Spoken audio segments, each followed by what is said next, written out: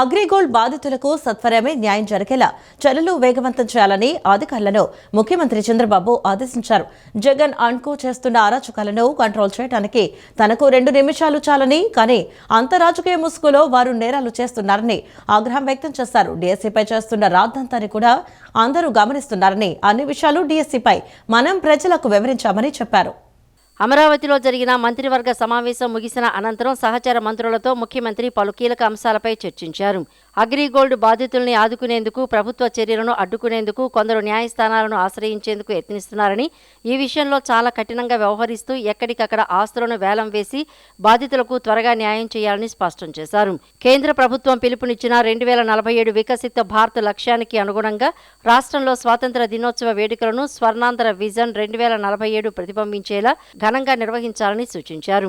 ఎగువ ప్రాంతాల నుంచి వస్తున్న వరద నీటిని సమర్థవంతంగా వినియోగించుకుంటూ తాగునీటి ఎద్దడిని పూర్తిగా అధిగమించాలని, ఆ తర్వాత ప్రాధాన్యతగా పశుగ్రాసం కొరత లేకుండా చర్యలు తీసుకోవాలని మంత్రులకు దిశానిర్దేశం చేశారు. జగన్ అండుకో చేస్తున్న అరాచకాలను కంట్రోల్ చేయడానికి తనకు 2 నిమిషాలు చాలని సీఎం చంద్రబాబు అన్నారు. కానీ అంత రాజకీయ ముసుగులో వారు నేరాలు చేస్తున్నారని ఆగ్రహించారు. డీఎస్సీపై చేస్తున్న రాద్ధాంతాన్ని కూడా అందరూ గమనిస్తున్నారని తెలిపారు. అన్ని విషయాలు డీఎస్సీపై మనం ప్రజలకు వివరించామని అన్నారు. వైసీపీ నేతలు కోర్టులతో కూడా చివాట్లు పడ్డారని విమర్శించారు. అయినా వైసీపీ నేతలు యాగీ చేస్తున్నారని ఆగ్రహించారు. డీఎస్సీపై వైసీపీ నేతలు ఇప్పుడు ధర్నాలు చేయటం ఏంటి అని సీఎం చంద్రబాబు ప్రశ్నించారు. వైసీపీ నేతలకు అసలు రిజర్వేషన్ల గురించి తెలియదని విమర్శించారు. డీఎస్సీలో హారిజాంటల్, వర్టికల్ రిజర్వేషన్లపై అందరికీ తెలపాల్సిన బాధ్యత మంత్రులదేనని ఆదేశించారు. వైసీపీ అధినేత వైఎస్ జగన్మోహన్ రెడ్డి నిన్న దేవరపల్లిలో పర్యటించారని సీఎం చంద్రబాబు తెలిపారు. ఆయన పర్యటన సందర్భంగా రైతన్నల పొలాలను గొడ్డలి పార్టీ శ్రేణులు నాశనం చేశారని ధ్వజమెత్తారు. ఓ మహిళ చిరు వ్యాపారి పొట్టగొట్టడంతో పాటు హిందూ దేవుళ్ల చిత్రపటాలు పగలగొట్టడం ఆక్షేపణీయమని పేర్కొన్నారు. పొగాకు బేళ్లను తొక్కి నాశనం చేసి పరామర్శ ముసుగు తగిలించుకున్నారని ఆగ్రహం వ్యక్తం చేశారు. అనేక మంది రైతులు తనకు మెసేజ్లు పంపారని తెలిపారు. తమ పంట దెబ్బతిందని అన్నదాతలు తనకు వివరించారని అన్నారు. చివరకు జగన్ పరామర్శలు అంటే జనం భయపడే పరిస్థితి వచ్చిందని పేర్కొన్నారు. 2024 ఎన్నికల్లో ఓటమి తర్వాత నుంచి పరామర్శల పేరుతో జగన్ సృష్టించిన విధ్వంసాన్ని వివరిస్తూ మీడియాకు హోంమంత్రి వంగలపూడి అనిత ప్రెజెంటేషన్ ఇచ్చారు. తన రాజకీయం కోసం పేదలను గొడ్డలి పార్టీ అధ్యక్షుడు ఇబ్బంది పెడుతున్నారని ధ్వజమెత్తారు. 2 ఏళ్లలో జగన్ చేసిన పర్యటనలతో 3 ప్రాణాలు కోల్పోయారని వెల్లడించారు. జగన్ వెనుక ఉన్నది జెన్సీలు కాదని గంజాలు అని ఎద్దేవా చేశారు. గొడ్డలి పార్టీ అధినేత జగన్మోహన్ రెడ్డి అడుగు బయట పెడితే రాష్ట్రంలో విధ్వంసం, అరాచకమే జరుగుతోందని హోంశాఖ మంత్రి వంగలపూడి అనిత తీవ్రస్థాయిలో ధ్వజమెత్తారు. పరామర్శ పేరుతో ఉద్రిక్తతలు రెచ్చగొట్టడం, పోలీసుల విధులకు అడ్డంకులు సృష్టించడం, బల ప్రదర్శనలు చేయటమే పనిగా పెట్టుకున్నారని ఆరోపించారు. జగన్ పర్యటనల వల్ల మహిళల భద్రతతో పాటు ప్రజల ఆస్తులకు, చిరు వ్యాపారుల జీవనోపాధికి రక్షణ లేకుండా పోతోందని ఆవేదన వ్యక్తం చేశారు. ప్రజలను భయపెడుతూ విధులు నిర్వహించే పోలీసులను సైతం బెదిరిస్తూ బ్లాక్మెయిల్ రాజకీయాలు చేస్తున్నారని హోంమంత్రి అనిత మండిపడ్డారు. ఇప్పటి వరకు జగన్ చేసిన పర్యటనల వల్ల 3 ప్రాణాలు కోల్పోవడం తప్ప ప్రజలకు ఒరిగిన ఉపయోగమేమీ లేదని స్పష్టం చేశారు. జగన్ పర్యటనలో జరిగిన అరాచకాలకు సంబంధించిన వివిధ వీడియో ఆధారాలను మీడియా వేదికగా మంత్రి అనిత విడుదల చేశారు. గొడ్డలి పార్టీ అధినేత ప్రవర్తన భస్మాసురుడిని తలపిస్తోందని హోంమంత్రి అనిత ధ్వజమెత్తారు. భస్మాసురుడు వరం ఇచ్చినా శివుడి నెత్తిన చెయ్యి పెట్టాలనుకున్న రీతిలో ఒక్క అవకాశం ఇచ్చిన ప్రజల నాశనాన్నే గొడ్డలి పార్టీ అధినేత కోరుకున్నాడని తీవ్రస్థాయిలో మండిపడ్డారు. జగన్, వైఎస్ఆర్సీపీ విన్యాసాలు చూసి దేశం సిగ్గుపడుతోందని ఆమె ఆక్షేపించారు. జగన్ చుట్టూ ఉంది జంజీలు, ఎంత మాత్రం కాదని, వాళ్ళంతా గంజాయని ఎద్దేవా చేశారు. ఒక గొడ్డలి పార్టీ అధ్యక్షుడు అతను బయట అడుగు పడితే అతను అడుగు గనక బయట పడితే విధ్వంసం, అరాచకం ఏ మేరకు వెళ్తున్నాయి విధ్వంసాలు, అరాచకాలు అంటే ప్రజలు కూడా భయభ్రాంతులకు గురయ్యేటట్టుగా అతను బయట అడుగు పడితే మహిళలు కూడా రక్షణ లేకుండా బయటకు ఇబ్బంది పడే పరిస్థితి. సామాన్య ప్రజలు తమ వ్యాపార లావాదేవీలు కూడా చేసుకోలేక ఇబ్బందులు పడుతున్న తరుణం. పోలీసులను సైతం భయభ్రాంతులను చేయటం ఒక పక్క, బ్లాక్మెయిల్ చేసే పరిస్థితులు ఒకవైపు. అంటే లిటరల్లీ విద్వేషాలు రెచ్చగొట్టడం, అరాచకాలు సృష్టించడం, ఉద్రిక్తలకు దారి తీయటం, ఇవి మెయిన్ ఎజెండాగా పనిచేస్తూ, అంటే ఓవరాల్గా ఈ 2 సంవత్సరాల్లో ఆంధ్రప్రదేశ్లో రాష్ట్రంలో జరుగుతున్న అభివృద్ధి కానీ అది చూసి ఓర్వలేక, ప్రజలు ప్రశాంతంగా ఉన్నారు అన్నది చూసి ఓర్వలేక ఈరోజు విధ్వంసాన్ని సృష్టించడానికి ఈరోజు ఏదో ఒక వంకతో, ఏదో ఒక పరామర్శ పేరుతో బయటకు వచ్చి బల ప్రదర్శన చేయడమే కాకుండా ప్రజల్ని ఏ మేరకు ఇబ్బందులు పెడుతున్నారు ఈ 2 సంవత్సరాల కాలంలో అనేది చెప్పాల్సిన బాధ్యత ఒక హోంమంత్రిగా నాకుంది, ఒక ప్రజాప్రతినిధిగా నాకుంది. ఇది ప్రజాస్వామ్యం. మేము ప్రతిపక్షంలో ఉన్నప్పుడు మేము ధర్నాలు చేసాం, మేము ప్రతిపక్షంలో ఉన్నప్పుడు మేము రోడ్ల మీదకి వచ్చి నిరసన తెలియజేసాం. కానీ మేము నిరసన తెలియజేసినా, మేము ధర్నాలు చేసిన ఒక పర్పస్. కానీ ఈరోజు సూటిగా అడుగుతున్నా మీ ద్వారా, ప్రజల ద్వారా, ఆ గొడ్డలపాటి నాయకుడిని కూడా, ఈరోజు ప్రజాస్వామ్యం బాధ్యతగా కంపల్సరీగా మీరు బాధ్యతాయుతమైన ఒక క్వశ్చన్ అడగండి, బాధ్యతాయుతమైన ఒక విమర్శ చేయండి. మేము ఈరోజు చెప్పడానికి సిద్ధంగా ఉన్నాం, గవర్నమెంట్ ఈరోజు సిద్ధంగా ఉంది గవర్నమెంట్ చెప్పడానికి. మీరు బాధ్యతాయుతమైన క్వశ్చన్ అడిగితే ఆన్సర్ చేయడానికి ప్రభుత్వం ఎప్పుడు కూడా సిద్ధంగా ఉంది ఈరోజు. అంతేగాని ప్రజల్ని భయభ్రాంతులు చేసే విధంగా, బెదిరించే విధంగా, పోలీసుల్ని బ్లాక్మెయిల్ చేసే విధంగా, ఈరోజు నేరస్తులకి వత్తాసు పలకడమే కాకుండా నేరస్తుల తాలూకా వలయాలను తయారు చేసి ఆ నేరస్తుల్ని పరామర్శించే పేరుతో మీరు బల ప్రదర్శనలు చేసి గంటల పాటు రోడ్ల మీదకి వచ్చి ట్రాఫిక్ ఇబ్బందులు కలిగించి ఆఖరికి అతని 2 సంవత్సరాల్లో ఆయన చేసిన దగ్గర 22 పర్యటనలో దగ్గర 3 ప్రాణాలు కోల్పోయే పరిస్థితులు వచ్చినాయంటే ఎటువంటి మెసేజ్ ఇస్తున్నారన్న సంగతి కూడా ఈరోజు మనం గుర్తుపెట్టుకోవాలి. అల్లికల పనితో దృష్టి లోపాలతో బాధపడుతున్న క్రోచెట్ లేస్ కళాకారులకు రాష్ట్ర ఉప ముఖ్యమంత్రి పవన్ కళ్యాణ్ కళ్లజోళ్లు పంపిణీ వారి జీవితాల్లో వెలుగులు నింపారు. విజయవాడలో జరిగిన హస్తకళ మహోత్సవాల్లో నర్సాపురం నియోజకవర్గం పసలదేవికి చెందిన కళాకారిణి మహాలక్ష్మి గంటల తరబడి అల్లికలు చేయడం వల్ల చూపు మందకిస్తుందని పవన్ కళ్యాణ్ దృష్టికి తీసుకువెళ్లారు. దీనిపై తక్షణమే స్పందించిన ఆయన కళాకారుల కోసం క్లస్టర్ల వారీగా ఉచిత వైద్య శిబిరాలు ఏర్పాటు చేయాలని అధికారులను ఆదేశించారు. విజయవాడలో గత నెల ఆంధ్రప్రదేశ్ హస్తకళల అభివృద్ధి సంస్థ నిర్వహించిన హస్తకళ మహోత్సవ్ ప్రారంభోత్సవానికి ముఖ్య అతిథిగా హాజరైన రాష్ట్ర ఉప ముఖ్యమంత్రి పవన్ కళ్యాణ్ కళాకారులతో ప్రత్యేకంగా మాట్లాడారు.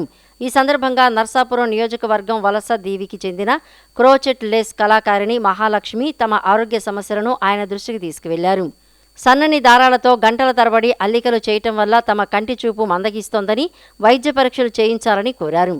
దీనిపై తక్షణమే స్పందించిన పవన్ కళ్యాణ్ రాష్ట్ర వ్యాప్తంగా క్లస్టర్ల వారీగా హస్తకళాకారుల కోసం ప్రత్యేక నేత్ర వైద్య శిబిరాలు ఏర్పాటు చేయాలని అధికారులను ఆదేశించారు. ఉప ముఖ్యమంత్రి ఆదేశాల మేరకు నర్సాపురంలో నిర్వహించిన మొదటి నేత్ర వైద్య శిబిరంలో 141 మంది కళాకారులకు దృష్టి లోపాలు ఉన్నట్లు గుర్తించి కళ్లజోళ్లు అవసరమని వైద్యులు సూచించారు. కేవలం పరీక్షలతో వదిలేయకుండా పవన్ కళ్యాణ్ ఆ 41 మందికి కళ్లజోళ్లను సిద్ధం చేయించారు. అల్లికలతో అలసిపోయిన వారి కళ్లకు కొత్త వెలుగులు నింపుతూ ఆ కళ్లజోళ్లను కళాకారులకు అందజేశారు. మరోవైపు క్లస్టర్ల వారీగా ఈ వైద్య శిబిరాలు నిరంతరం కొనసాగుతున్నాయి. ఇప్పటికే పాలకొల్లు పరిధిలోని ఎలమంచిలి, అత్తిలి ప్రాంతాల్లో నిర్వహించిన శిబిరాల్లో మరో 350 మందికి కంటి సమస్యలు ఉన్నట్లు గుర్తించగా వారందరికీ కూడా పవన్ కళ్యాణ్ కళ్లజోళ్లు ఏర్పాటు చేస్తున్నారు. అంతేకాకుండా కంటి శుక్లంతో బాధపడుతున్న మరో 20 మందికి పైగా కళాకారులకు ఉచితంగా శస్త్రచికిత్సలు చేయించేందుకు ఏర్పాట్లు చేస్తున్నారు. త్వరలోనే ఆచంట, నర్సాపురంలో మరిన్ని వైద్య శిబిరాలను నిర్వహించనున్నారు. రాష్ట్రంలో ఆయుష్ వైద్య సేవల విస్తృతికి అత్యంత ప్రాధాన్యతనిస్తున్నామని వైద్యారోగ్య శాఖ మంత్రి సత్యకుమార్ యాదవ్ చెప్పారు. ఈ క్రమంలోనే ఆయుష్ సేవల అభివృద్ధి కోసం 2026-27 ఆర్థిక సంవత్సరానికి సంబంధించి 257 కోట్లు మంజూరు చేయాలని వార్షిక ప్రణాళిక కింద నేషన్ ఆయుష్ మిషన్ కు ప్రతిపాదన పంపించామని తెలిపారు. అలాగే వైద్యారోగ్య శాఖలో మాదిరిగానే ఆయుష్ ఫుడ్ సేఫ్టీ శాఖలో 0 వేకెన్సీ కింద నియామకాలు చేపట్టేందుకు ముఖ్యమంత్రి చంద్రబాబు నాయుడుతో చర్చిస్తామని వెల్లడించారు. విజయవాడలోని తొమ్మలపల్లి కళాక్షేత్రంలో ప్రభుత్వ ఆయుర్వేద, హోమియో, యునాని, సిద్ధ వైద్యులకు రాష్ట్ర స్థాయి సదస్సును నిర్వహించారు. ముగింపు కార్యక్రమానికి ముఖ్య అతిథిగా విచ్చేసిన రాష్ట్ర వైద్య ఆరోగ్య శాఖ మంత్రి సత్యకుమార్ యాదవ్ మాట్లాడుతూ జాతీయ ఆయుష్ కమిషన్ నుంచి వార్షిక ప్రణాళిక కింద నిధులు పొందడంలో ఆనాటి గత వైఎస్ఆర్ కాంగ్రెస్ పార్టీ ప్రభుత్వం ఘోరంగా విఫలమైందని అన్నారు. 2024-25లో 85 కోట్లు, 25-26లో 166 కోట్ల చొప్పున కూటమి ప్రభుత్వానికి మంజూరయ్యాయని చెప్పారు. ప్రస్తుత ఆర్థిక సంవత్సరంలోనూ భారీగా కేంద్రం నుంచి నిధులు మంజూరయ్యే అవకాశం ఉందని తెలిపారు. తాజాగా కేంద్ర ప్రభుత్వం 100 కోట్లతో గుంటూరు సమీపంలో కేంద్ర యోగా, ప్రకృతి వైద్యానికి సంబంధించిన పరిశోధన సంస్థను ఏర్పాటు చేసేందుకు కూటమి ప్రభుత్వం 15 ఎకరాలను కేటాయించిందని చెప్పారు. గత ప్రభుత్వం ఈ సంస్థ ఏర్పాటు కోసం కేటాయించిన భూమిని ఇళ్ల స్థలాలకు మళ్లించడంతో తదుపరి చర్యలు స్తంభించాయని విమర్శించారు. తిరుపతి, గిద్దలూరు, నందిగామ, తెనాలి, టెక్కిలి, రంపచోడవరంలో ఒక్కొక్కటి 15 కోట్ల చొప్పున వ్యయం చేసి సమగ్ర ఆయుష్ ఆసుపత్రులను ఏర్పాటు చేస్తామన్నారు. ఆయుష్ మంత్రిత్వ శాఖ మొదలైనప్పుడు మొట్టమొదటి బడ్జెట్లో 2014-15 బడ్జెట్లో కేవలం 1070 కోట్లు మాత్రమే పెడితే అది కాస్త పెరిగి ఈ ఆర్థిక సంవత్సరంలో 4,500 కోట్లు కేవలం ఆయుష్ మాత్రమే కేటాయించారంటే ఆయుష్ మీద ఈ ప్రభుత్వానికి ఎంత చిత్తశుద్ధి ఉంది. ఆ రంగంలో ఉంటున్న వాళ్ళకి గౌరవాన్ని మరింత ఇనుమడింపజేయడం కోసం, తద్వారా ఒక పటిష్టమైన ఆరోగ్య వ్యవస్థను ఏర్పాటు చేసి ప్రజల ఆరోగ్య సంరక్షణ చేపట్టడం పైన ఎటువంటి దృష్టి పెట్టారనే విషయాన్ని మనం అర్థం చేసుకోవాల్సి ఉంది. మన పేరులో పెరిగే మురిగా ప్రాశస్తం మనకు తెలియదు. దాని గురించి మురిగ అంటే మునగ ప్రాశస్తం తెలియదు. ఇవాళ దాని మార్కెట్ 2030 నాటికి బయట దేశాలకి 15 నుంచి 16 బిలియన్ డాలర్లు. ఇవాళ ఆ దేశాలు ఏవైతే ఉన్నాయో అదే యూరోపియన్ కంట్రీస్ కానీ, అదే గల్ఫ్ కంట్రీస్ కానీ, లేదా ఇతర దేశాలు చైనాతో సహా మన దేశం నుంచి ఇవాళ దిగుమతులు చేసుకుంటున్నాయి. దాని ఎక్స్పోర్ట్ వాల్యూ కేవలం ఒక మునగాకు సంబంధించి 20 నుంచి 30 డాలర్లు, 30 బిలియన్ డాలర్లు 2030 నాటికి మార్కెట్ పెరుగుతుంది. అశ్వగంధ ఎక్స్ట్రాక్ట్స్ 2 నుంచి 3 బిలియన్ డాలర్లు 2030 కంటే రాబోయే 4 రోజుల్లో అంత బయట దేశాలు దిగుమతి చేసుకుంటున్నాయి. ఇక మనం అందరం మాట్లాడుకున్న విసిరి అయితే, ఎటువంటి విసిరి అంటే తల్లిలాగా అని చెప్తుంటారు. అటువంటి విసిరి 20 నుంచి 60 బిలియన్ డాలర్ల మార్కెట్ ప్రపంచ దేశాలకు చేస్తుంది. అంటే మన దేశంలో మన దగ్గర ఉంటున్నది ప్రతిదీ ఒక పనికిరాని ఒక ఆత్మన్యూనత భావంలో బతికిన వాళ్ళు ఇవాళ దాంట్లో బయటకు వచ్చి ఆయుష్ గొప్పతనం, ఆయుర్వేద గొప్పతనం కానీ, లేదా యోగా న్యాచురోపతి గొప్పతనం కానీ, సిద్ధ గొప్పతనం కానీ, లేదా యునాని గొప్పతనం కానీ, మనది కాకపోయినా హోమియో గొప్పతనాన్ని కూడా మనం స్వీకరించాం. కాబట్టి భారతీయ వైద్య విధానంలో భాగంగా ఆయుష్ కి ఇవాళ బయట దేశాలు కూడా గుర్తించి మన దేశాల నుంచి వీటిని దిగుమతి చేసుకునే దిశగా చేస్తున్నారు. పొగాకు రైతులు సంక్షోభంలో ఉన్న ప్రతిసారి ఆదుకున్నది టీడీపీ ప్రభుత్వమేనని మంత్రి లోకేష్ స్పష్టం చేశారు. 2019-2020లలో పొగాకు ధరలు 121-123 రూపాయలకు పడిపోయినప్పుడు కూడా జగన్ ప్రభుత్వం 1 కిలో కూడా కొనుగోలు చేయకుండా రైతులను నడి రోడ్డుపై వదిలేసిందని లోకేష్ ఆరోపించారు. జగన్ పొగాకు రైతులకు ₹1,00,000 వడ్డీ లేని రుణాలు ఇచ్చామని చెబుతున్నారే కానీ క్షేత్రస్థాయిలో తమకు ఎలాంటి రుణం అందలేదని అన్నారు. పొగాకు రైతులు సంక్షోభంలో ఉన్న ప్రతిసారి ఆదుకున్నది టీడీపీ ప్రభుత్వమేనని మంత్రి లోకేష్ స్పష్టం చేశారు. ప్రస్తుత సంవత్సరంలో టొబాకో బోర్డు లక్ష్యం 131 మిలియన్ కిలోలు కాగా రైతులు రికార్డు స్థాయిలో ఏకంగా 241 మిలియన్ కిలోల పొగాకును ఉత్పత్తి చేశారని చెప్పారు. అధిక ఉత్పత్తి ఉన్నప్పటికీ సుమారు 100 మిలియన్ కిలోల పొగాకుకు ప్రతి కిలోకు ₹10 చొప్పున మొత్తం 100 కోట్ల రూపాయలను ఆర్థిక సాయం అందించాలని రాష్ట్ర ప్రభుత్వం నిర్ణయం తీసుకుందన్నారు. ఈ పంపిణీ ప్రక్రియను ఈ రోజు నుంచే ప్రారంభిస్తున్నామని వెల్లడించారు.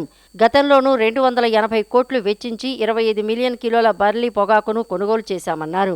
అలాగే 2014-15లో మార్కెట్లో ధరలు పడిపోయినప్పుడు కూడా కిలోకు ₹20 ఆర్థిక సాయం అందించిన విషయాన్ని గుర్తు చేశారు. 2019-2020లో పొగాకు ధరలు 121-123 రూపాయలకు పడిపోయినప్పుడు జగన్ ప్రభుత్వం 1 కిలో కూడా కొనుగోలు చేయకుండా రైతులను నడి రోడ్డుపై వదిలేసిందని లోకేష్ ఆరోపించారు.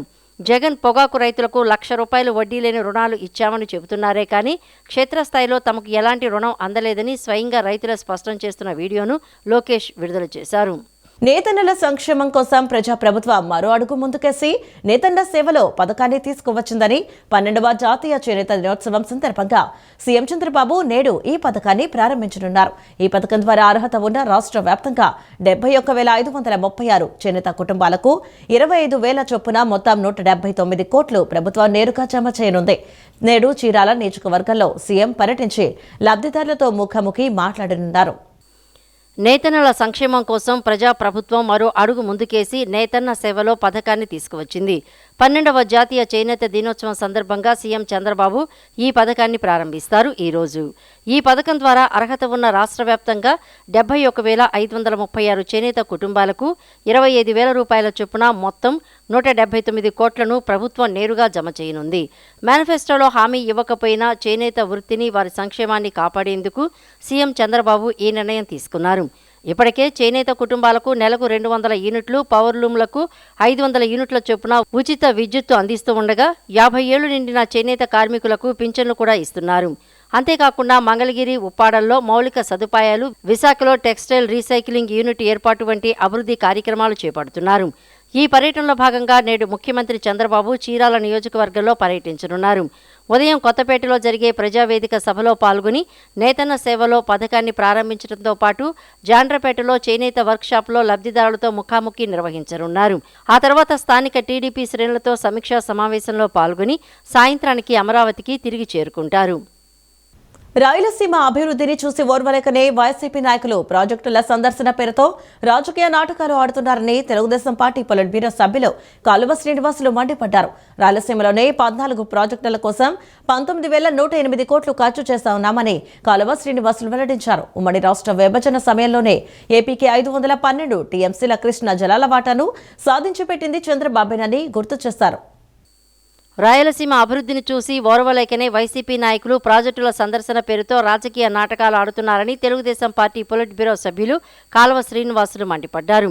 గురువారం టీడీపీ కేంద్ర కార్యాలయంలో నిర్వహించిన మీడియా సమావేశంలో ఆయన మాట్లాడుతూ గత ముఖ్యమంత్రి జగన్మోహన్ రెడ్డి తన 5 ఏళ్ల పాలనలో రాయలసీమ ప్రాజెక్టులను పూర్తిగా విస్మరించి ఆ ప్రాంత భవిష్యత్తును నాశనం చేశారని ఆరోపించారు. వైఎస్ఆర్ కాంగ్రెస్ పార్టీ హయాంలో హంద్రీనివా ప్రాజెక్టుకు కనీసం 500 కోట్లు కూడా ఖర్చు పెట్టలేదని, కానీ తమ కూటమి ప్రభుత్వం అధికారంలోకి వచ్చాక కేవలం 1 సంవత్సరంలోనే 3,870 కోట్లు ఆ ఒక్క ప్రాజెక్టుపైనే వెచ్చించిందని తెలిపారు.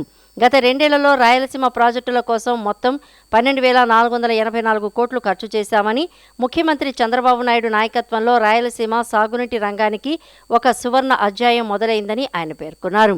గత 2 సంవత్సరాల కాలంగా నిర్విరామంగా నిరాటంకంగా జరుగుతూ ఉంటే ఓర్వలేని వైసీపీ నాయకులు ప్రాజెక్టుల సందర్శన యాత్రల పేరుతో సరికొత్త రాజకీయ నాటకానికి తెరలేపారు. వాళ్ళు చెయ్యరు, చేసే వాళ్ళని చూస్తే కడుపు మంట. చంద్రబాబు నాయుడు గారి నాయకత్వంలో రాయలసీమ ప్రాజెక్టులకు ఒక కొత్త కళ వచ్చింది. 2014-19 మధ్యకాలంలో దాదాపు 65,000 కోట్ల రూపాయలు ఆంధ్రప్రదేశ్ రాష్ట్రంలో సాగునీరు అనుబంధ రంగాల కోసం ఖర్చు చేస్తే ఒక్క రాయలసీమ ప్రాజెక్టుల విషయంలోనే 12,500 కోట్ల రూపాయలు దాదాపు ఖర్చు పెట్టిన ఘనత చంద్రబాబు నాయుడు గారి సొంతం. 5 ఏళ్ళు జగన్మోహన్ రెడ్డికి అధికారం ఇస్తే రాయలసీమ బిడ్డనని నమ్మించి రాయలసీమ భవిష్యత్తును నాశనం చేసి రాయలసీమ పాలిట ఒక నయవంచకుడిగా మిగిలిపోయినాడు జగన్మోహన్ రెడ్డి. మేము 12,500 కోట్ల రూపాయలు 14-19 మధ్యకాలంలో ఖర్చు పెడితే 19-24 మధ్యకాలంలో జగన్మోహన్ రెడ్డి హయాంలో రాయలసీమ ప్రాజెక్టులకు చేసిన ఖర్చు ఎంత అంటే కేవలం 2,000 కోట్ల రూపాయలు.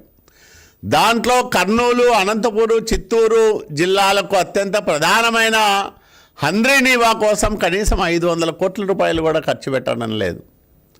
మేము ఒకే సంవత్సరం 3,200 కోట్ల రూపాయలు ఒక్క హంద్రీనీవా ప్రాజెక్టు పైన ఖర్చు పెట్టాం. పనిలేని వాళ్ళంతా కలిసి ప్రాజెక్టులను సందర్శిస్తున్న ఒక పనికిమాలిన బృందంగా వైసీపీ నాయకులను ప్రజలు చూస్తూ ఉన్నారు. ప్రాజెక్టులు సందర్శించే హక్కు మీకు ఎక్కడ ఉంది అని నేను అడుగుతా ఉన్నా. మీరేమైనా ప్రాజెక్టులు కట్టారా మీ హయాంలో? ప్రాజెక్టుల గురించి అసలు మాట్లాడారా? ఆ రోజు జగన్మోహన్ రెడ్డిని ఇదే రాయలసీమ ఎమ్మెల్యేలు, ఎంపీలు, వైసీపీ నాయకులు ఎందుకు ప్రశ్నించలేదని అడుగుతా ఉన్నా. విజయవాడ ఇంద్రకీలాద్రిపై వేంచేసి ఉన్న శ్రీ దుర్గా మల్లేశ్వర స్వామివార్ల దేవస్థానంలో హుండీ కానుకల లెక్కింపును ఈవో వికే సిన్హా నాయక్ పర్యవేక్షణలో నిర్వహించారు. గత 15 రోజుల్లో భక్తులు సమర్పించిన కానుకల ద్వారా దేవస్థానానికి 3,48,25,362 రూపాయల మొత్తం ఆదాయం లభించింది. ఇందులో నోట్ల రూపంలో 3,32,30,362 రూపాయలు రాగా నాణేల ద్వారా 15,95,000 లభించాయి. ఇవే కాకుండా భక్తులు సమర్పించిన కానుకల్లో 318 గ్రాముల బంగారం, 3 కిలోల 800 గ్రాముల వెండి లభించాయి. అలాగే అమెరికా డాలర్లు, మలేషియా రింగిట్లు, యుఏఈ దిర్హంలు, సింగపూర్ డాలర్లు వంటి పలు విదేశీ కరెన్సీలు మరియు 2,000 రూపాయల పాత నోట్లు 7 లభించాయి. కృష్ణా జిల్లా ఉయ్యూరులోని శివాలయం రోడ్డులో ఒకే కుటుంబానికి చెందిన 3 సభ్యులు ఆత్మహత్యాయత్నానికి పాల్పడడం స్థానికంగా తీవ్ర కలకలం రేపింది. వీరవల్లి ప్రాథమిక వ్యవసాయ సహకార పరపతి సంఘంలో సెక్రటరీగా పనిచేస్తున్న కారుమూరి హేమ, ఆమె భర్త బాలాజీ కుమారుడు మెఘనేష్ పురుగుల మందు తాగి ఈ దారుణానికి ఒడిగట్టారు. సహకార సంఘంలో దాదాపు 62 లక్షల వరకు ఆర్థిక అవకతవకలు జరిగినట్లు ఈ నెల 17న నిర్వహించిన ఆడిట్లో వెలుగు చూస్తుంది. ఈ విషయమై విచారణ ఎదుర్కోవాల్సి రావటం, అక్రమాలు బయటపడడంతో తీవ్ర మనస్తాపానికి గురైన హేమ తన కుటుంబంతో సహా ఆత్మహత్య చేసుకోవడానికి ప్రయత్నించినట్లు తెలుస్తోంది. ప్రస్తుతం ముగ్గురి పరిస్థితి విషమంగా ఉండడంతో మెరుగైన వైద్య చికిత్సల కోసం వారిని విజయవాడ ప్రభుత్వ ఆసుపత్రికి తరలించారు. ఉన్నతాధికారి ఇంట్లో పనిచేయడానికి నిరాకరించిన పెనమలూరు మహిళ హోంగార్డు రూపకళపై వేధింపులు కలకలం రేపాయి. ఉన్నతాధికారి కార్యాలయంలో గడ్డి పీకించడమే కాకుండా తన బాధను చెప్పుకోవడానికి వెళ్లిన ఆమెను ఉన్నతాధికారి అవహేళన చేస్తూ దురుసుగా మాట్లాడారని ఆరోపించారు. అనారోగ్యంతో బాధపడుతున్న తనకు న్యాయం చేయాల్సింది పోయి అధికారులు తనను విధుల నుండి సస్పెండ్ చేశారని సదరు హోంగార్డు తీవ్ర ఆవేదన వ్యక్తం చేశారు. కృష్ణా జిల్లా పెనమలూరు నియోజకవర్గంలో ఒక మహిళా హోంగార్డుకు ఎదురైన అన్యాయం కలకలం రేపుతోంది. పెనమలూరు పోలీస్ స్టేషన్లో హోంగార్డుగా పనిచేస్తున్న రూపకలను ఒక ఉన్నతాధికారి ఇంట్లో పనులు చేయాలని ఒత్తిడి చేయగా ఆమె అందుకు నిరాకరించారు. దీంతో ఆగ్రహించిన పోలీసులు పనిష్మెంట్ కింద వారం రోజుల పాటు ఆమెను ఎస్పీ కార్యాలయానికి పంపించారు. అక్కడ ప్రతిరోజు తనతో గడ్డి పీకించారంటూ సదరు హోంగార్డు ఆవేదన వ్యక్తం చేశారు. తనకు జరిగిన అవమానం, కష్టాలను విన్నవించుకునేందుకు ఉన్నత అధికారిని కలవగా ఆయన కూడా తనతో దురుసుగా ప్రవర్తించారని రూపకళ ఆరోపించారు. స్టేషన్లో కూర్చోవడానికి ఉద్యోగాలు ఇవ్వలేదు, ఉన్నతాధికారుల ఇళ్లలో పనిచేయాల్సిందే అని ఉన్నతాధికారి తనను అవహేళన చేశారని వాపోయారు. భర్త చనిపోవడంతో కుటుంబ భారాన్ని మోస్తున్న తనకు అనారోగ్య సమస్యలు ఉన్నప్పటికీ అధికారుల వేధింపులు ఆగలేదని ఆవేదన వ్యక్తం చేశారు. తన గోడును వెళ్లబోసుకునేందుకు ప్రయత్నించిన రూపకళను అధికారులు విధుల నుండి సస్పెండ్ చేశారని ఆవేదన వ్యక్తం చేశారు. గన్నవరం డివిజన్ పెనమలూరు పిఎస్లో ఉమెన్ హోంగార్డుగా 4 సంవత్సరాల నుంచి పనిచేస్తున్నాను సార్. నా భర్త చనిపోతే నాకు ఈ ఉద్యోగం ఇచ్చారు సార్. అప్పటి నుంచి నేను ఇక్కడే చేస్తున్నాను. పోయిన నెల 14వ తారీఖున హోంగార్డ్ ఆఫీస్ నుంచి ఓ సాల్మన్ అనే కానిస్టేబుల్ గారు మాకు ఫోన్ చేసి మీకు ట్రైనింగ్ ఉంది రమ్మని చెప్పారు సార్. నేను మా పోలీస్ స్టేషన్లో చెప్పి 15వ తారీఖు వెళ్ళాను సార్. సార్ ఏం ట్రైనింగ్ ఏంటని అడిగితే ఒక ఐజీ గారి ఇంటికి మాచవరం దగ్గర ఉంటారు ఆఫీసర్ గారు, వాళ్ళ ఇంటికి వెళ్ళాలని చెప్పారు సార్. సార్ నాకు ఒంట్లో బాగోదు, నేను వెళ్ళలేను సార్, నన్ను ఎక్స్క్యూజ్ చేయండి అని అడిగాను సార్. అది మనసులో పెట్టుకుని అప్పటి నుంచి 14వ తారీఖు నుంచి నిన్నటి వరకు కూడా ప్రతిరోజు బందరు తిప్పుతున్నారు సార్. ఉదయం సాయంత్రం వరకు అక్కడ గడ్డి పీకించడం, వివిధ పనులన్నీ చేయిస్తున్నారు సార్. నేను అక్కడికి ఆర్ఐ గారిని 2-3 సార్లు కలిసి అడిగాను సార్. సార్ నాకు ఒంట్లో బాగోట్లేదు, నా మెడికల్ రిపోర్ట్స్ కూడా ఉన్నాయి సార్ చూడండి అంటే, మా గుప్తా గారు అని మా హోంగార్డు డివిజన్కి గన్నవరం డివిజన్ హోంగార్డ్స్కి గుప్తా గారు అని ఉన్నారు సార్. ఆయన ఏం చేస్తారంటే ఊరకనే పనులు అవుతాయా నీకు, ఏమైనా డబ్బులు ఇస్తే పనులు అవుతాయి కానీ డబ్బులు ఏమో నువ్వు చేపిస్తాను అన్నారు సార్. నాకు వచ్చేదే 20,000 సార్, మేము ఎక్కడ డబ్బులు తెచ్చాము, మా వల్ల కాదు సార్, ఏదో రిక్వెస్ట్ చేసుకుంటాను, ఆర్ఐ గారు ఇంటలేదు కదా, ఎస్పీ దొరవారు నన్ను కలిసి నా బాధ చెప్పుకుంటాను వెళ్ళాను సార్. వెళ్తే ఆయన కూడా మీరు ఇళ్లలోనే పనిచేయాలి, సి కేటగిరీ వాళ్ళందరూ ఇళ్లలోనే పనిచేయడానికి తప్పితే స్టేషన్లో వర్క్ చేయడానికి పనికిరారు అని తెగేసి చెప్పారు సార్. అది కాదు సార్, మాకు ఆ రోజు మా క్వాలిఫికేషన్లు చూసి మమ్మల్ని స్టేషన్కి అలాట్ చేశారు.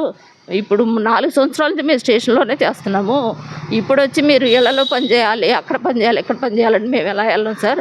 అదంతా కాదు, నాకు హెల్త్ బాగాలేదు సార్, నన్ను ఎక్స్క్యూజ్ చేయండి అని అడిగితే ఎక్స్ట్రాలు మాట్లాడితే ఉద్యోగంలో పీకి పడదొబ్బుతాని వార్నింగ్ ఇచ్చి నన్ను పంపించేశారు సార్. ఈ విషయం ఎస్పీ గారే ఇచ్చారు, ఇంకా మీరేం చేస్తారని అడుగుతున్నారు సార్. రాష్ట్రంలో పెట్టుబడులు రావటం లేదని వైకాపా చేస్తున్న దుష్ప్రచారాన్ని పార్లమెంటు సాక్షిగా కేంద్ర ప్రభుత్వం ఇచ్చిన నివేదికలు తిప్పికొట్టాయని ఎమ్మెల్యే నాసీర్ అహ్మద్ తెలిపారు. టీడీపీ కేంద్ర కార్యాలయంలో విలేకరుల సమావేశంలో ఆయన మాట్లాడుతూ సీఎం చంద్రబాబు నాయుడు, మంత్రి నారా లోకేష్ల కార్యాచరణతో ఏపీ పెట్టుబడుల స్వర్గధామంగా మారుతోందన్నారు.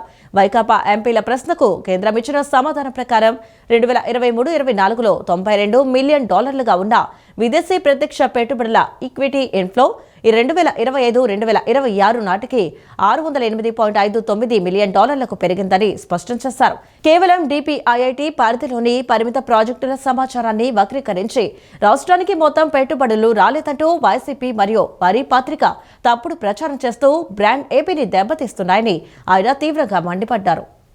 పార్లమెంట్ సాక్షిగా 6,962 కోట్ల రూపాయల పెట్టుబడులు భారతదేశానికి వచ్చినటువంటి అంతర్జాతీయ పెట్టుబడులు ఆంధ్ర రాష్ట్రంలో పెట్టడం జరిగింది.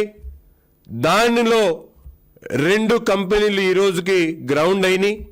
మిగతా 8 కంపెనీలు వాళ్ళ కార్యక్రమాలని ముందుకు తీసుకుని వెళ్తా ఉన్నారని చెప్పి పార్లమెంట్ సాక్షిగా డిపిఐఐటి అలాగే ఇన్వెస్ట్మెంట్ ఇండియా ద్వారా వచ్చినటువంటి పెట్టుబడుల గురించి మాత్రమే చెప్పడం జరిగింది. కానీ ఏదైతే ఈ సమాధానాన్ని సాక్షి దినపత్రికలో రాష్ట్రంలో కేవలం ఇప్పటి వరకు 6,962 మాత్రమే కోట్ల రూపాయలు మాత్రమే పెట్టుబడులు వచ్చినాయని చెప్పి రాష్ట్ర ప్రజలను బ్రాండ్ ఏపీని చెడగొట్టేటువంటి ప్రయత్నం ఈరోజు వైఎస్ఆర్సీపీ ఫేక్ పార్టీ గొడ్డలి పార్టీ చేస్తున్నటువంటి పరిస్థితులను రాష్ట్ర ప్రజలు అర్థం చేసుకోవాలని చెప్పి ఈ సందర్భంగా కోరుతా ఉన్నా.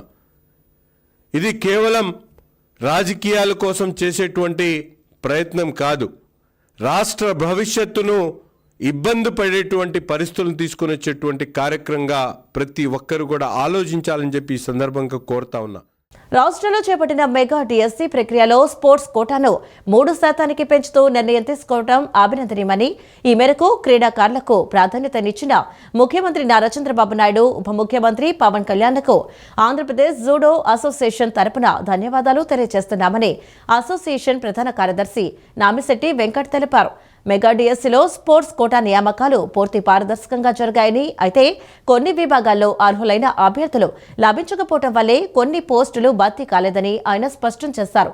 నకిలీ సంఘం సృష్టించి ఒలింపిక్ అసోసియేషన్ అధ్యక్షుడు అని ప్రచారం చేసుకుంటూ స్పోర్ట్స్ కోటాపై ఆర్కే పురుషోత్తం చేసిన ఆరోపణలపై రాష్ట్ర ప్రభుత్వం సిబిఐతో గానీ విజిలెన్స్ అధికారులతో గానీ విచారణ జరిపించాలని ఆయన డిమాండ్ చేశారు.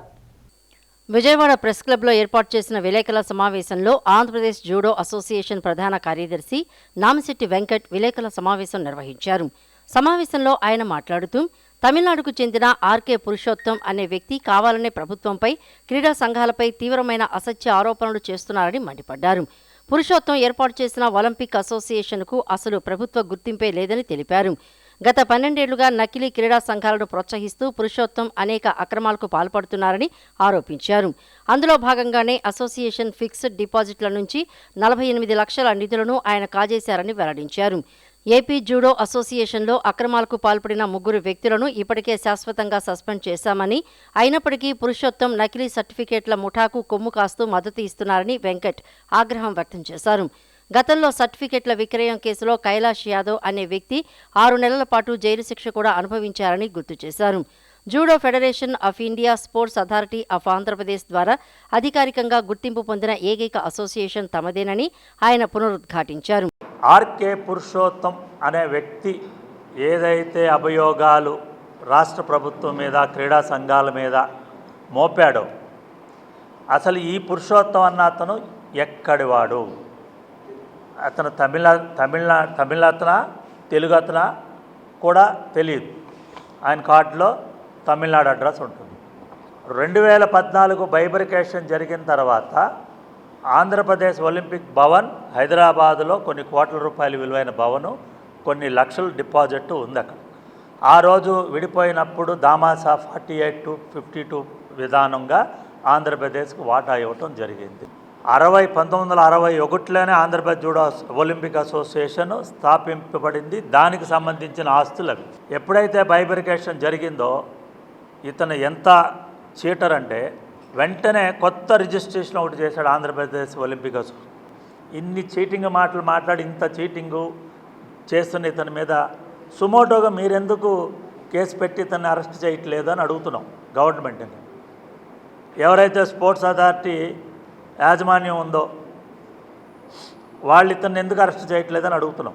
పొద్దుట లెగిస్తే judo wrong, kabaddi wrong, athletics wrong, gymnastics wrong, table tennis or kho kho అన్నీ రాంగు. అక్కడ ఎండి రాంగు, చైర్మన్ రాంగు, లేకపోతే వ్యవస్థే రాంగు. ఇతను ఒక్కటి ఇతను బతుకే చీటింగ్. రమ్మను. నేను ఈ సందర్భంగా మీ మీడియా సందర్భంగా నేను సవాల్ చేస్తున్నా, face to face mister Purushottam రా, మీరు కరెక్టా మేము కరెక్టా తేల్చుకుందాం. క్రీడాకారుల యొక్క జీవితాన్ని ఇబ్బంది పడే విధంగా, వాళ్ళని నాశనం చేసే విధంగా వీళ్ళు సోషల్ మీడియాలో ఈ పెడుతున్నారు, రీల్స్ పెడుతున్నారు. దాన్ని మేము తీవ్రంగా వ్యతిరేకిస్తున్నాం. అందుట్లో సి కిరణ్ కుమార్ అని చిత్తూరు చెందినటువంటి వ్యక్తి అతను మాట్లాడితే దేశం కోసం ధర్మం కోసం అని చెప్తూ ఇతను ముఖ్యంగా ఈ ఎన్డీఏ గవర్నమెంట్ మీద బురద చల్లడమే ఇతని పని.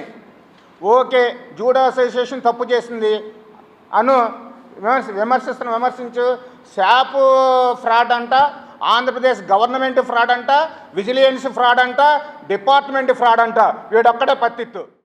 రాష్ట్ర ముఖ్యమంత్రి చంద్రబాబు దిశానిర్దేశంలో కూటమి ప్రభుత్వం సాంఘిక సంక్షేమానికి అత్యున్నత ప్రాధాన్యత ఇస్తోందని, సమాజంలోని ప్రతి వర్గాన్ని ముఖ్యంగా నిరుపేద విద్యార్థులను ఆదుకోవటం ప్రభుత్వ ప్రథమ బాధ్యత అని ఎమ్మెల్యే వల్లకుమార్ రాజా పేర్కొన్నారు. ఆంధ్రప్రదేశ్ రాష్ట్ర ప్రభుత్వ ఆధ్వర్యంలో పామరు నియోజకవర్గ పరిధిలోని మొవ్వ మరియు కూచిపూడి గ్రామాల్లో ఉన్న సాంఘిక సంక్షేమ బాలికల మరియు బాలుర వసతి గృహాల విద్యార్థులకు నిత్యావసర వస్తువుల పంపిణీ కార్యక్రమం నిర్వహించారు. ఈ కార్యక్రమానికి పామరు శాసనసభ్యులు వల్లకుమార్ రాజా ముఖ్య అతిథిగా హాజరై ప్రభుత్వం నుండి మంజూరైన దుప్పట్లు, టవల్స్, స్వెటర్లు మరియు నైట్ డ్రెస్లను వసతి గృహ విద్యార్థులకు స్వయంగా అందజేశారు. ఈ సందర్భంగా ఎమ్మెల్యే వల్లకుమార్ రాజా మాట్లాడుతూ వసతి గృహాల్లో ఉండే పేద విద్యార్థులకు నాణ్యమైన విద్యతో పాటు రోజువారీ అవసరాలకు తగిన కనీస సదుపాయాలను సమకూర్చడమే ధ్యేయంగా ఈ అత్యవసర వస్తువులను పంపిణీ చేస్తున్నామని తెలిపారు.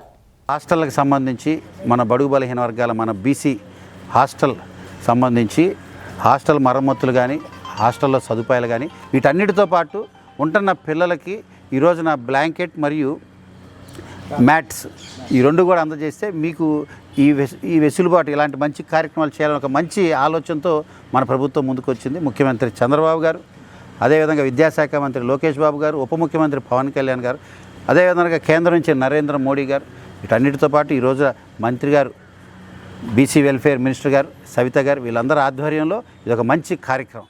పోరంకి క్యాపిటల్ హాస్పిటల్లో అత్యంత అరుదైన ప్రాణాంతక గుండె ప్రధాన ధమని చీలిక శస్త్రచికిత్స విజయవంతమైందని city chief surgeon doctor Hemakrishna Sai తెలిపారు.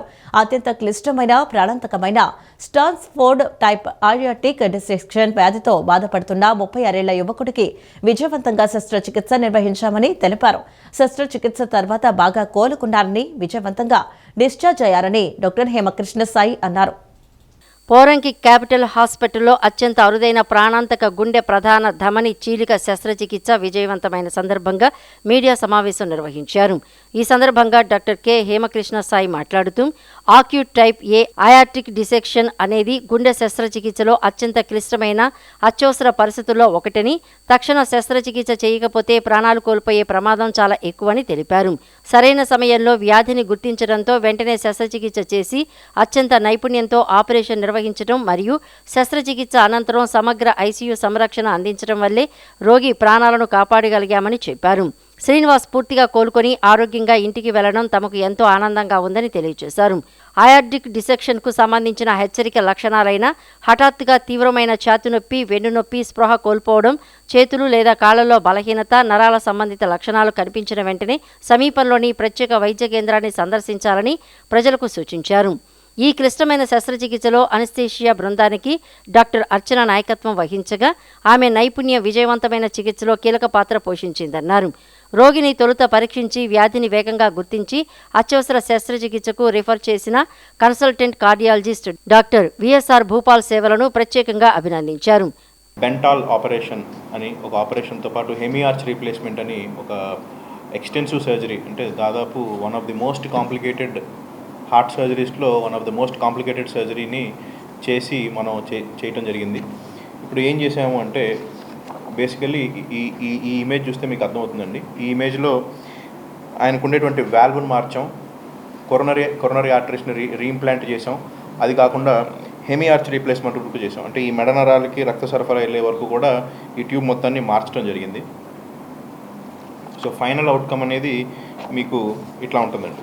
నార్మల్గా ఈ వాల్వ్తో పాటు ఈ ట్యూబ్ అనేది మార్కెట్లో మనకి రెడీమేడ్గా దొరుకుతుంది. కాకపోతే దాని కాస్ట్ ఎక్కువ ఉండటం, మనకి అవైలబుల్గా లేకపోవటం వల్ల ఈ వాల్వ్ని, ఈ ట్యూబ్ని కూడా మనమే కుట్లతో రెడీమేడ్గా హ్యాండ్ సూన్ క్రాఫ్ట్ అంటాం. సో వాల్వ్ తీసుకొని, ట్యూబ్ తీసుకొని మనమే తయారు చేసుకొని ఆపరేషన్కి వాడటం జరిగింది. సో ఆపరేషన్ని టోటల్ సర్క్యులేటరీ అరెస్ట్ అనే ఒక పద్ధతిలో చేయడం జరిగిందండి. టోటల్ సర్క్యులేటరీ అరెస్ట్ అంటే బాడీలో ఉండేటువంటి బ్లడ్ మొత్తాన్ని కూడా బయటికి తీసి ఒక రిజర్వాయర్లో దాదాపు 30 నిమిషాల పాటు 25 నుంచి 30 నిమిషాల పాటు బాడీలో బ్లడ్ మొత్తాన్ని తీసి బయట రిజర్వాయర్లో ఉంచి ఆ స్టెప్స్ని కంప్లీట్ చేసి మళ్ళీ సర్క్యులేషన్ రీస్టార్ట్ చేస్తాం. మెడికల్ సూపరింటెండెంట్ డాక్టర్ సురేష్ మాట్లాడుతూ ఈ అత్యంత క్లిష్టమైన శస్త్రచికిత్సను విజయవంతం చేసిన cardiac surgery, anaesthesia, perfusion, ICU, nursing మరియు ఆపరేషన్ థియేటర్ బృందాలను అభినందించారు.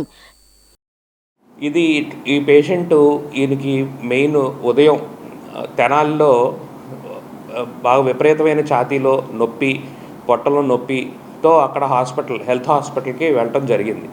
అక్కడ కార్డియాలజిస్టు ఇమీడియట్గా దీన్ని సస్పెక్ట్ చేసి, అంటే ఈ ప్రాబ్లం అయి ఉండొచ్చు అని ఆయన సస్పెక్ట్ చేసి మెరుగైన వైద్యం కోసం క్యాపిటల్ హాస్పిటల్కి పంపించడం జరిగింది. ఇక్కడ మనం ఇమీడియట్గా దానికి తగ్గ టెస్ట్లు అవి చేసి ఇలా బృహత్తమన్ అనేది పూర్తిగా చిట్లిపోయింది, అయోర్టిక్ డైసెక్షన్ అని మెడికల్ టర్మినాలజీలో మనం దీన్ని అంటాం. ఈ అయోర్టిక్ డైసెక్షన్ వచ్చింది అని దీన్ని ఐడెంటిఫై చేయటం జరిగింది. మనం కంప్లీట్గా ఒక డయాగ్నోసిస్కి రావటం జరిగింది. Capital hospitals managing director doctor Harish మన్నో మాట్లాడుతూ అత్యాధునిక సాంకేతికతో అంతర్జాతీయ ప్రమాణాలకు అనుగుణంగా గుండె శస్త్రచికిత్సలను విజయవంతంగా నిర్వహిస్తున్న తమ వైద్య బృందంపై గర్వంగా ఉందన్నారు. ఆంధ్రప్రదేశ్ ప్రజలకు ప్రపంచ స్థాయి గుండె వైద్య సేవలను వారి ప్రాంతానికి అందుబాటులోకి తీసుకురావడమే క్యాపిటల్ హాస్పిటల్స్ లక్ష్యమని తెలియజేశారు. క్యాపిటల్ హాస్పిటల్స్లో అరుదైన సర్జరీలు జరిగినప్పుడు మాత్రం తప్పకుండా మిత్రులందరినీ ఒకసారి కలుద్దామనే ఉద్దేశంతో ఇక్కడ పిలవడం జరిగింది. తుమ్మల శ్రీనివాసరావు అని ఈ పేషెంట్ తెనాలిలో మన డాక్టర్ ఉజ్వల్ గారని అక్కడ కార్డియాలజిస్ట్ గారిని కలవడం జరిగింది.